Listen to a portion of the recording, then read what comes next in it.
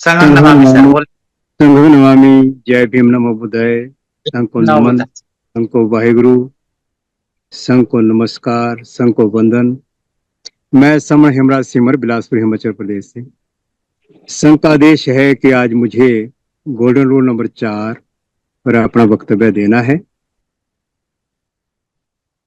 समण संघ। समण संघ के 10 अपराहनीय नियम हैं। केवल समण, दूसरा चंदा कभी नहीं, तीसरा जाति अभ्यास कभी नहीं, चौथा है केवल संघवाद, पांचवा पद प्रतिष्ठा मंचमाला कभी नहीं, छठा संघ का पंजीकरण कभी नहीं होता,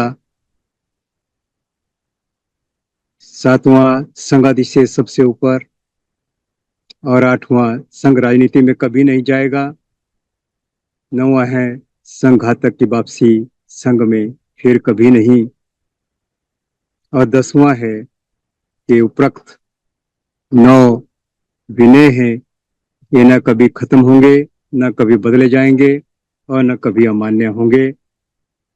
संघ का आदेश आज चौथा सुनहरा विनय, केवल संघवाद। समण संघ समणों का संघ है, जैसा कि नाम के अर्थ से ही पता चलता है कि यह केवल और केवल समणों का संघ है। पुराने समय में केवल संघ ही होता था। समण लोग संघ में रहते थे और संघ में रह करके अपनी सारी समस्याओं का हल करते थे, सारा अपने नियम बनाते थे, किस तरह से उन्होंने कल का कार्य करना है, किस तरह से परसों का करना है, किस तरह से हफ्ता भर का करना है, और इसी तरह से उनका सन्निपात बहुल भी होता था और वो शुभ शनिवार को इकट्ठा भी होते थे।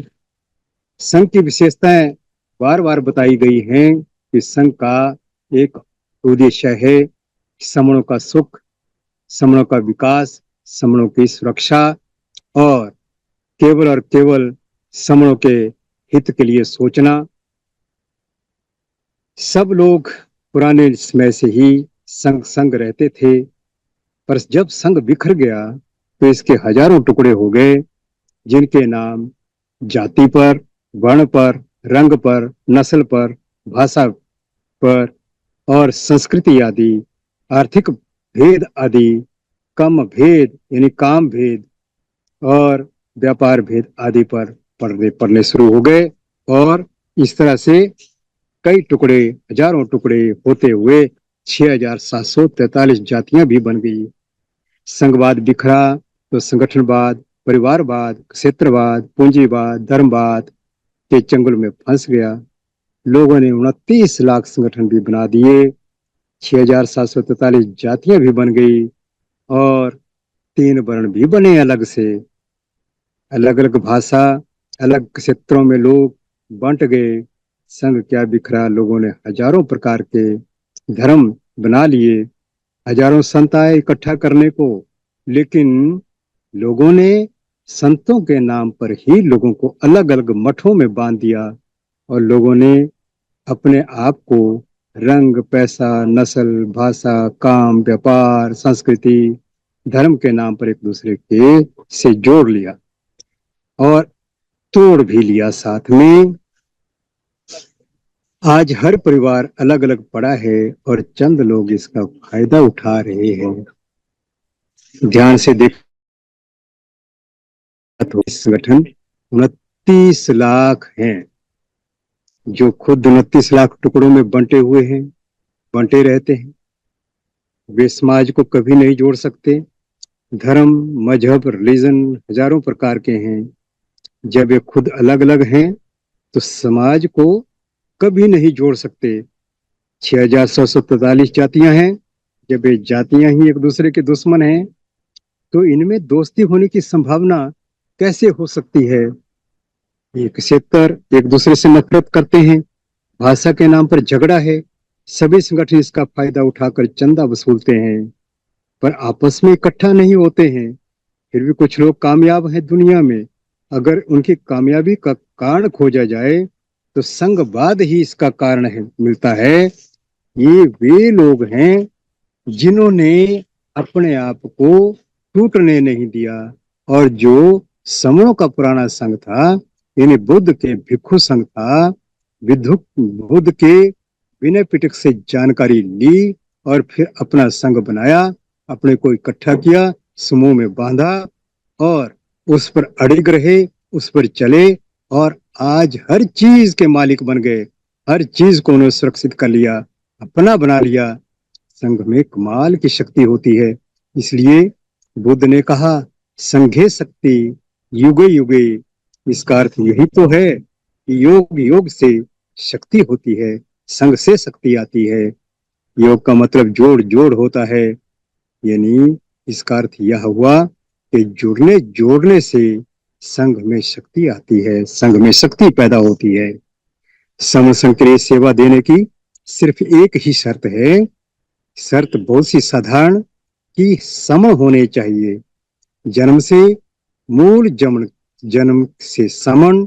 जो लोग मूल जन्म से समण हैं वे इसके सदस्य हैं, और यदि आप समण हैं, बाद में आपने किसी समण संत की विचारधारा में अपना नाम लिखवा लिया या उसमें जोड़ लिया खुद को, अपना नाम किसी धर्म मजहब भाषा क्षेत्र में लिखवा लिया, तब भी आप इस समण संघ के सदस्य रहेंगे। क्या आप खाते हैं, क्या पहनते हैं, क्या भाषा बोलते हैं, किस क्षेत्र में रहते हैं, किस धर्म का इस्तेमाल करते हैं, ये वे बाद की बात है। सर्वप्रथम हम आप सभी जन्म से मूल समण होने चाहिए।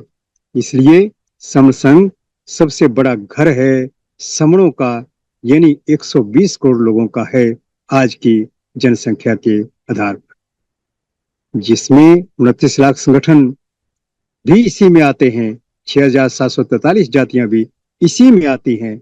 अलग अलग मतों के समण भी इसी में हैं। देश विदेश के समण भी इसी में हैं और इसी में आ सकते हैं सभी। संघवाद ने ही पहले हमारे बच्चों को बचाया था, संघवाद ही फिर बचाएगा। दुनिया ने संघवाद को अपनाया है। संघ से बड़ा और कोई सुरक्षित तरीका आज इसमें समणों के लिए नहीं है। हम सभी पुराने जन्मजात समण संघी हैं। हमारी पहचान एक समण संघी की रही है। दुनिया ने हमारे ही संघ के नियम सीखे। समण संघ दुनिया का प्रथम नियमबद्ध संघ है। संघवाद समण लोगों की मूल जन्मजात विचारधारा है। संगठनवाद विदेशी विचारधारा है। विदेशियों ने अपने संगठनवाद की विचारधारा, नेतावाद की विचारधारा, प्रधानवाद की, हीरोवाद की विचारधारा हमें दे दी और हमारे संघ की विचारधारा खुद अपना ली और खुद को विकसित भी किया, सुरक्षित भी किया और सुखी भी किया और अपनी पीढ़ियों को भी बचाया। आज के इसमें यूरोपियन यूनियन संघ के नियमों पर आधारित है, वो कामयाब है। सिख इसी संघ से कामयाब हैं, ईसाई इसी से कामयाब हैं, यहाँ तक कि राष्ट्रों का संघ बने वो भी इसी से कामयाब है। सोवियत संघ भी इसी से कामयाब हुआ, पर जब टूटा तो उसकी सारी शक्ति क्षीण हो गई। लोग संघ बनाकर कामयाब हो गए। जो अल्पजन थे उन्होंने अपने को संघ में ला करके अपने को कामयाब कर लिया और वो बहुसंख्यक जाने लगे, और जो बहुसंख्यक रहे और जो बहुजन हैं वो अलग अलग टुकड़ों में बंट करके अल्पजन की तरह बन गए। भारत की राजनीतिक पार्टियां जिन्होंने अलायंस किए, संघ बनाए, वे सत्ता तक पहुंच गई। जो पार्टियां अकेले रही वो किनारे पर आ गई। दुनिया के जिन भी लोगों ने संघवाद के नियम को अपनाया उनके सभी दुख दर्द खत्म हो गए। जिन लोगों ने संगठनवाद, परिवारवाद, राजावाद अपनाया उनके दुख बढ़ गए। संघवाद भी हमारे दुखों से मुक्ति का रास्ता है। इसके 3 उदाहरण भी मिले हैं, पहले अभी हुए हैं, जो हाल ही में 2 अप्रैल 2018 का उदाहरण भी है, जहां SC/ST एक्ट जब खत्म हो रहा था, 4 घंटे के लिए समण इकट्ठा हुए, SC/ST एक्ट वापिस ले लिया गया और उसी तरह से इम्प्लीमेंट हो गया पहले की तरह। इसी तरह से जब भारत आजाद होना था तो हिंदू मुस्लिम सिख ईसाई का नारा लगा और सब इकट्ठे हुए, भाई भाई बन गए, भाई भाई की तरह व्यवहार करने के संघ की तरह व्यवहार किया तो भारत आजाद हो गया। इसी तरह से जब 3 काले कानून किसानों के विरुद्ध आए तो 32 संगठन अलग अलग काम करते रहे, विरोध करते रहे, लेकिन कुछ नहीं हुआ।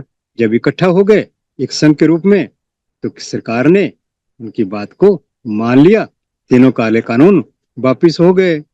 इससे यह सिद्ध होता है कि संगठन कभी भी कोई अधिकार बचा नहीं पाते, पर संघ की बात सरकार उनके पास आकर के, उनके घर आकर के मान लेती है और उन्हें सब कुछ दे देती है जो चाहिए। इसी तरह से हमारा सब कुछ तभी बचेगा जब हम संघ में आएंगे, संघ में जुड़ेंगे, जोड़ेंगे और इस पर काम करेंगे, संघ को विशाल करेंगे। यही संघ का सबसे बड़ा कार्य है, जोड़ने जोड़ने का।